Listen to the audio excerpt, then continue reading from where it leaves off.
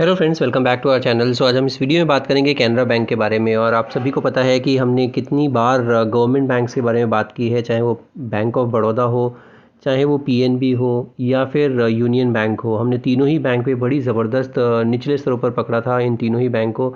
अगर आप मेरे चैनल से पुराने जुड़े हुए हैं तो आपको पता होगा, यूनियन बैंक हमने 94 के आसपास पकड़ा था। पंजाब नेशनल बैंक हमने 65 रुपीज़ के आसपास पकड़ा था, जो अभी चल रहा है 125 रुपीज़। यूनियन बैंक 94 पे पकड़ा था, अभी चल रहा है 145 47। इसी तरह से बैंक ऑफ बड़ौदा हमने 225 पे पकड़ा था, अभी 255 चल रहा है। तो अभी भी bank of Baroda, union bank, PNB, ये सारे ही बैंक बड़े ज़बरदस्त लग रहे हैं। बट कैनरा बैंक पे आज हम डिटेल में चर्चा करेंगे कि मुझे कैनरा बैंक क्यों पसंद आ रहा है, और कैनरा बैंक में ऐसा क्या हुआ है, और इसके चार्ट्स पर भी एक ज़बरदस्त ब्रेकआउट आया है। तो बिल्कुल डिटेल में चर्चा करने वाले हैं हम लोग।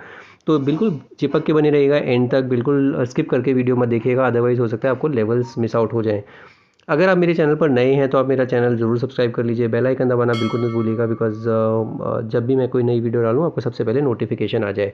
तो let's quickly start this video. Canara bank, जैसे आपको पता है कि गवर्नमेंट बैंक है, तो गवर्नमेंट बैंक इस टाइम पर रडार पर रखने के लिए सबसे अच्छा सेक्टर है। और इसीलिए मैं आपको बार बार बता रहा हूँ, bank of Baroda, PNB, union bank, Canara bank, Punjab and Sindh bank, जितने भी आपको छोटे मझोले बैंक, गवर्नमेंट बैंक हो या फिर लार्ज कैप हो, सारों में, सभी में बड़ी ज़बरदस्त रैली देखने को मिल रही है। अगर आप इसका थोड़ा सा फंडामेंटल्स देखते हैं तो मार्केट कैप 93,000 करोड़ के आसपास का मार्केट कैप है।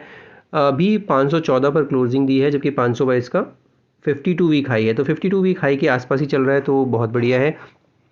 स्टॉक का पी अभी भी 6.36 है, तो ये देखेंगे 6.36 ही है अभी भी, इतना चलने के बावजूद भी।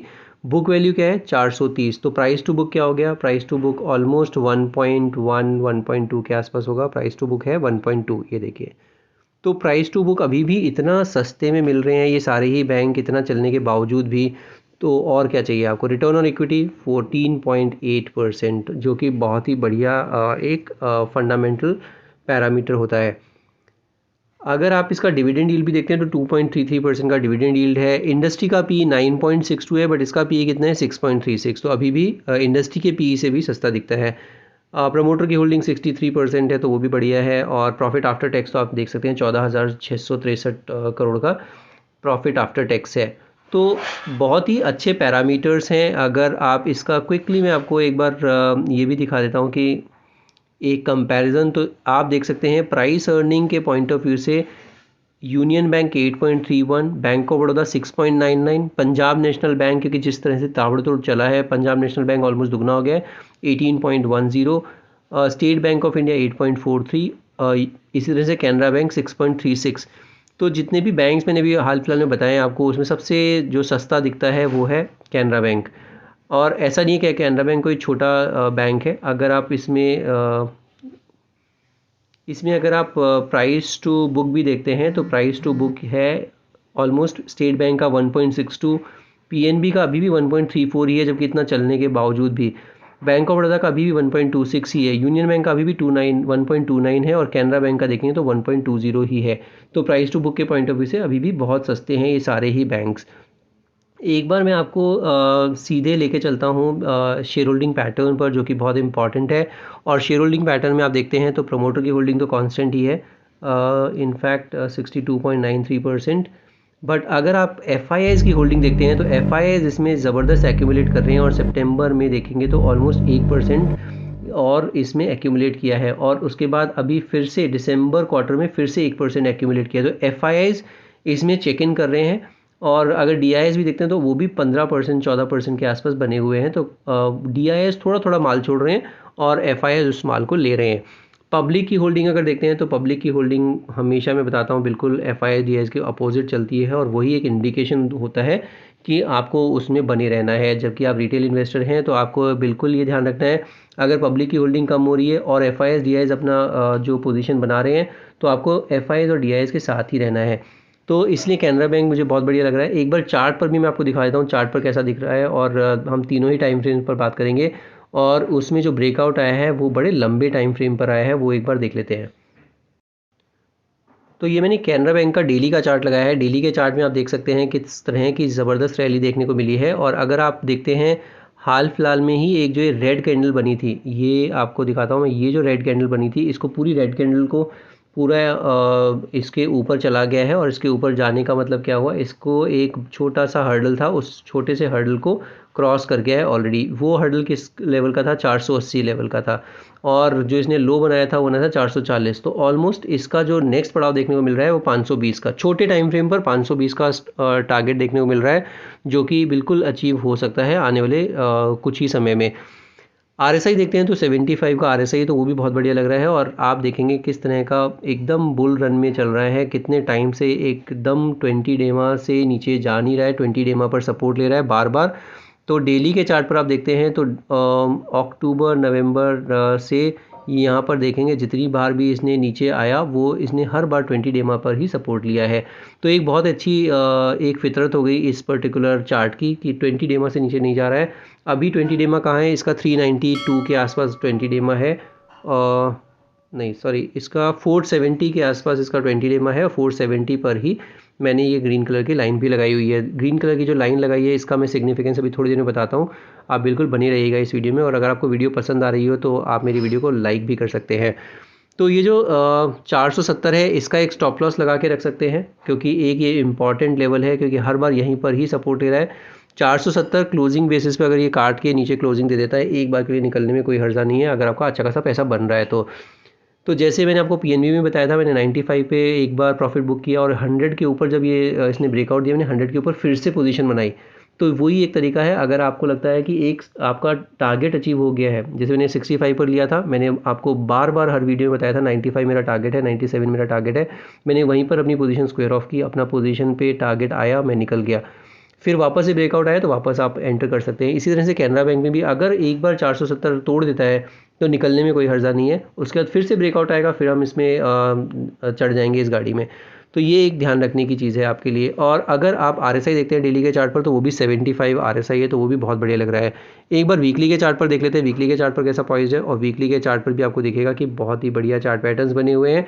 और ये जो लास्ट वीक की कैंडल है, इसका लो अगर देखते हैं वो भी 468 ही आ रहा है।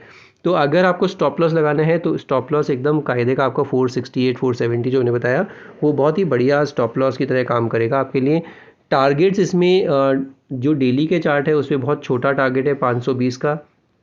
बट इसका जो मंथली का चार्ट है उसमें मैं अभी आपको थोड़ी सी देर में दिखाता हूँ, जो एक बड़ा टारगेट उभर के आ रहा है। अगर आप वीकली के चार्ट पर देखते हैं तो 78 आरएसआई है, तो वहाँ पर भी अभी बिल्कुल ठीक ठाक बने हुए हैं आरएसआई के लेवल्स। एक बार मंथली के चार्ट पर मैं आपको दिखाता हूँ, मंथली के चार्ट पर कैसा पॉइज्ड है।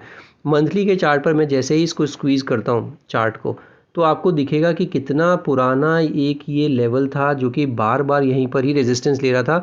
वो लेवल क्या था, वो था 470 रुपये। ये देखिए कितनी बार इसी लेवल पर इसने रेजिस्टेंस लिया है, 4 बार ऑलमोस्ट रेजिस्टेंस लिया और उसके बाद ही नीचे आया। ये जो रेजिस्टेंस को तोड़ा है इसने, वो कौन से कौन से साल में ये रेजिस्टेंस दिखाया था, ऑलमोस्ट 2013 में। तो 2013 से ऑलमोस्ट 11 साल हो गए हैं, और 11 साल के बाद अब इसने कन्विक्शन के साथ इसने ब्रेकआउट दिया है। और इसके अलावा एक और चीज़ इसमें हुई है कि मंथली के चार्ट पर इसमें एक गोल्डन क्रॉसओवर अभी हुआ ही है। तो दोनों ही चीज़ बहुत ही बढ़िया हुई है चार्ट पर। ये ऑलमोस्ट 11 साल पुराना ब्रेकआउट भी आ गया है। अब नेक्स्ट पड़ाव क्या देखने को मिल रहा है, इमीडिएटली नेक्स्ट पड़ाव देखने को मिलेगा 550। और अगर ये 550 निकल जाता है तो फिर इसको 640 से पहले कोई हर्डल नहीं है। तो 550 और 640, और अगर 640 भी निकल जाता है तो फिर इसमें नेक्स्ट पड़ाव देखने को मिलेगा 700 रुपये तक का। तो बिल्कुल इसमें अगर आप बने हैं, निचले स्तरों पर आपने पोजीशन बनाई है, तो 550 का वेट कर लीजिए। और अगर जैसे से ऊपर जाता है वैसे से अपने स्टॉप लॉस को ट्रेल कर लीजिए। 550 निकलता है तो 550 को स्टॉप लॉस लगा लीजिए, और 640 का फिर एक नेक्स्ट पड़ाव देखने को मिलेगा 640 650 का। वहाँ तक आपको इसमें नेक्स्ट रैली देखने को मिल सकती है। हालांकि अगर आरएसआई देखते हैं तो वो भी 78 है, तो थोड़ा सा अगर और तेज़ी से चलता है तो फिर ये हो सकता है ओवरबॉट सिचुएशन में चला जाए और फिर थोड़ा सा साइडवेज हो, क्योंकि बहुत तेज़ी से चले हैं जितने भी पीएसयू बैंक्स हैं। अगर आप देखेंगे कहाँ से चलना शुरू हुआ और कहाँ पहुँच गए हैं अभी, इनके किसी समय में अगर आप देखते हैं ये कहाँ तक पहुँच गए थे, ऑलमोस्ट 2020 में जब ये गिरावट आई थी तो ये आ गया था ऑलमोस्ट 70 रुपये तक। ₹70 वाला कैनरा बैंक अभी आपको मिल रहा है ₹514 में। तो इससे ज़बरदस्त रिटर्न एक पीएसयू बैंक से और आप क्या एक्सपेक्ट करेंगे? तो इसीलिए मैं आपको बोल रहा हूँ, इसमें बिल्कुल संयम रखना है और जल्दबाज़ी बिल्कुल नहीं करनी है। आपके लिए डिस्क्लेमर यही है कि कैनरा बैंक में मेरी कोई पोजीशन नहीं है। हालाँकि जैसे मैंने आपको बार-बार बताया है, आप अगर मेरे से पुराने जुड़े हुए हैं मेरे साथ, तो आप सभी को मेरा पोर्टफोलियो ऑलमोस्ट पता ही है कि मैंने अपनी पोजीशन बना रखी है पीएनबी में, यूनियन बैंक में और बैंक ऑफ बड़ौदा में, तीनों में ही मेरी पोजीशन है। बट कैनरा बैंक में मैंने कोई पोजीशन नहीं बनाई है। बट चार्ट पैटर्न्स बड़े ज़बरदस्त देखने को मिल रहे हैं, 550, 640 और 640 के बाद 700, ये 3 लेवल्स का ध्यान रखिए और इसमें पोजीशनें बने रह सकते हैं। इसी तरह से अगर आपका भी कोई स्पेसिफिक क्वेरी है तो आप मुझे कमेंट में लिख सकते हैं। अगर आपके नज़र में कोई ऐसा ही ज़बरदस्त चार्ट पैटर्न्स हैं तो आप वो भी मुझसे शेयर कर सकते हैं, सो दैट हम उस चार्ट को भी अपने चैनल पर कवर कर सकें।